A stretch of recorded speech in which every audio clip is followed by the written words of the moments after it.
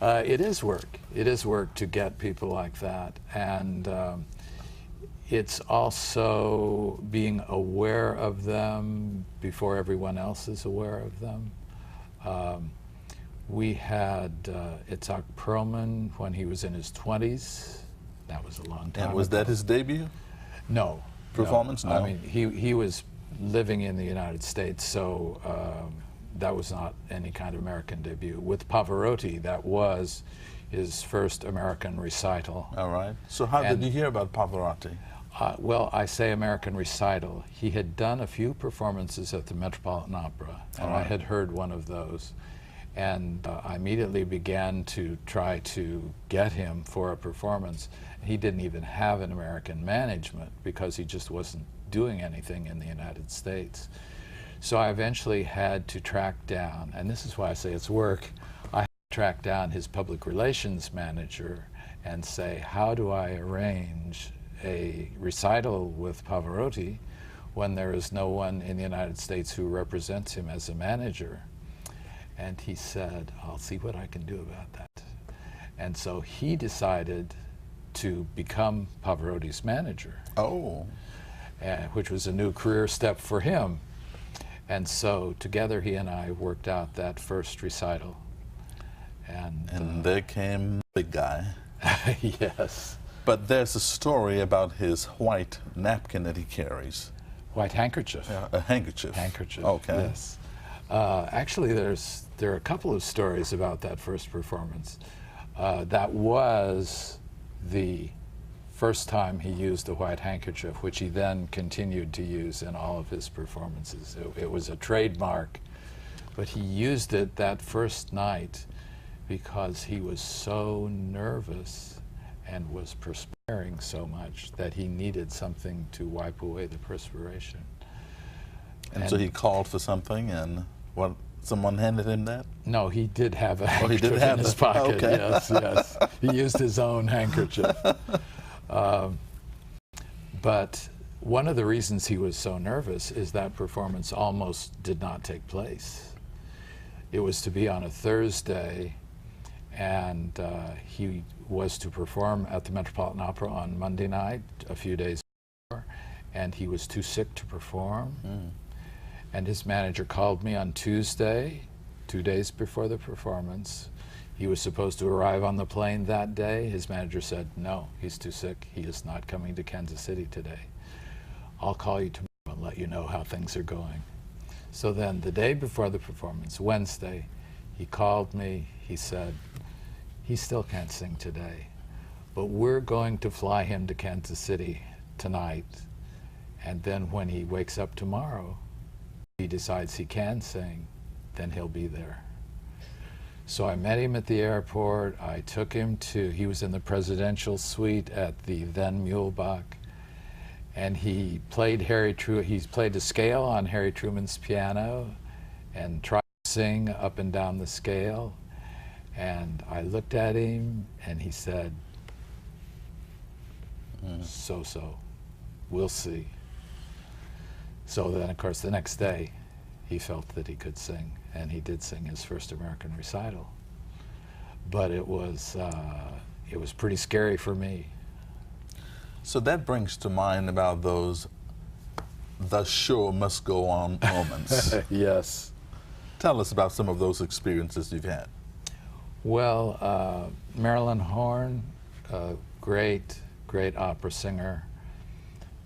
She was in town for a performance on a Saturday night, and I had a meeting of the then Kansas City Arts Council. I was treasurer of the old Arts Council. This preceded the present Arts Council.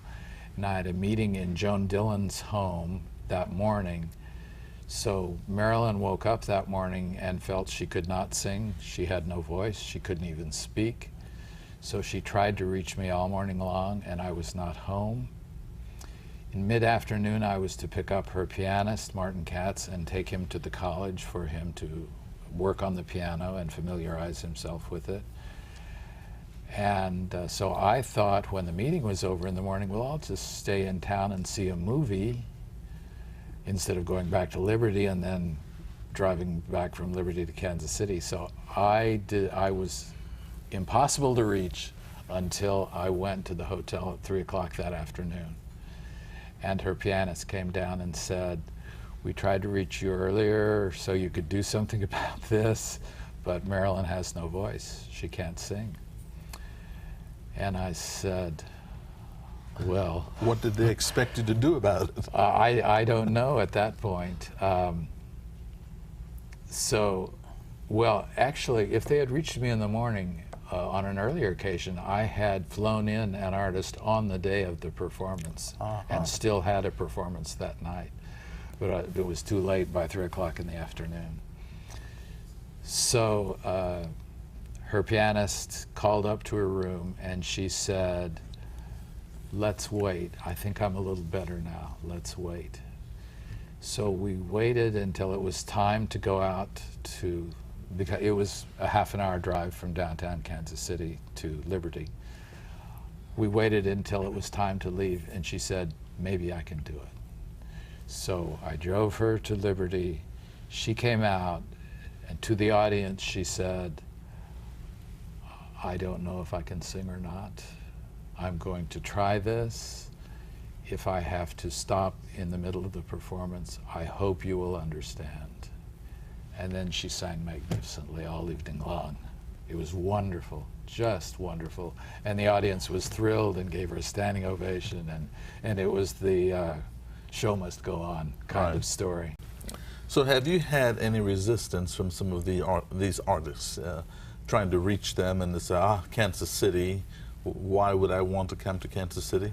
Well, I'm happy to say that after 42 years, we have a reputation in the national. Well, in the beginning. In the beginning? Yes. Yes, it was difficult in the beginning. They didn't know who we were. They'd never heard of Liberty, Missouri, because at that time, all our performances were on the college campus. Now they're all in downtown Kansas City. But then they were in Liberty, and as you say, people didn't know where Liberty, Missouri is. Why should I go to Liberty, Missouri? But as the years passed, we did get a reputation for quality, and the violinist Yehudi Menuhin, as I was driving him to the campus, he said to me, "Well, I hear your hall has very good acoustics." And I said, "Well, a lot of people think that. How did you hear that?" And he said, "Birgit Nilsson, the opera singer, told me." So artists do talk to each other, and so word did spread that we had a good series and that we treated artists well. I think that's an important part of it, is treat the artists well. Why do you think the series is so successful and Kansas City has embraced it so well when others who have tried to do a similar thing have not been as successful as you have? I think quality is the important factor. You have to let an audience know that what they're going to hear and see is of high quality.